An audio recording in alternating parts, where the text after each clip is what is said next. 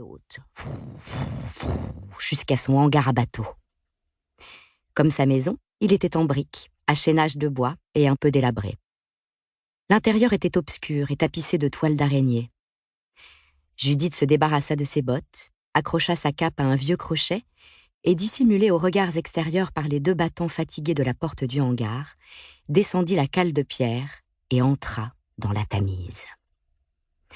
Accepter cette eau froide sur sa peau était pour elle une expérience quasi religieuse. Elle expira profondément quand, penchée en avant, elle s'offrit à l'étreinte du fleuve. Soudain, elle fut délestée de toute pesanteur, soulevée par une onde caressante, douce à son corps comme de la soie. Elle nagea à contre-courant parmi les éclats de lumière que le soleil du soir projetait sur l'eau. Elle sourit, comme toujours quand elle nageait ainsi. C'était plus fort qu'elle. Après tout, des gens pouvaient promener leurs chiens sur le sentier de halage, et si elle tournait son regard vers le clocher de l'église de Marlow et le pont suspendu d'époque victorienne qui reliait la petite ville au village de Beecham, il y avait pas mal de monde. Mais personne parmi ces gens ne se doutait que tout près d'eux, une dame de 77 ans nageait toute nue. Au moment précis où Judith pensait « c'est la vie de château », elle entendit un cri. Un cri qui provenait de la maison de son voisin, Stéphane Dunwoody, sur l'autre rive.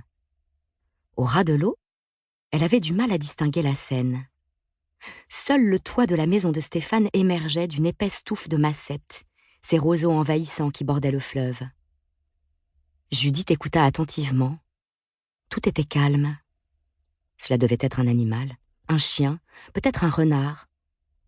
Soudain, un homme cria « Non !» Mais que se passe-t-il ? « Stéphane, c'est toi ?» cria-t-elle. Le bruit d'une détonation couvrit son appel. « Stéphane !» cria-t-elle plus fort, prise de panique. « Stéphane, tout va bien ?» Un lourd silence lui répondit. Judith avait compris. On avait tiré un coup de feu, et Stéphane avait hurlé juste avant la détonation. Était-il blessé, se vidant de son sang, en danger de mort ? Judith nagea aussi vite qu'elle put vers l'autre rive, mais une fois arrivée, elle se trouva face à un obstacle. Derrière les massettes, Stéphane avait encerclé sa pelouse de tôle ondulée pour la protéger de l'érosion fluviale. Si Judith traversait les massettes à la nage, elle serait lacérée, et même si elle y parvenait, elle ne réussirait pas à se hisser jusqu'à la pelouse. Elle n'en aurait pas la force. Devant elle se trouvait un canoë bleu amarré dans les roseaux. Peut-être pourrait-elle s'en servir pour sortir de l'eau ? Elle chercha à agripper la proue, mais elle n'avait pas de prise. Le canoë tanguait comme un bouchon de liège. Elle n'arriverait jamais à monter sur l'embarcation.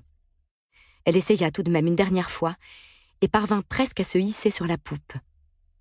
À ce moment, le canoë se mit à rouler lentement sur lui-même et chavira. Elle dut lâcher prise et retomba lourdement dans l'eau avec un gros plouf. Elle remonta à la surface, reprit sa respiration et secoua la tête. Mauvaise idée, le canoë. Mais alors que faire ? Judith nagea jusqu'au milieu du fleuve, cherchant désespérément de l'aide. Où étaient les promeneurs de chiens, les amoureux qui se bécotaient quand on avait besoin d'eux ? Personne en vue.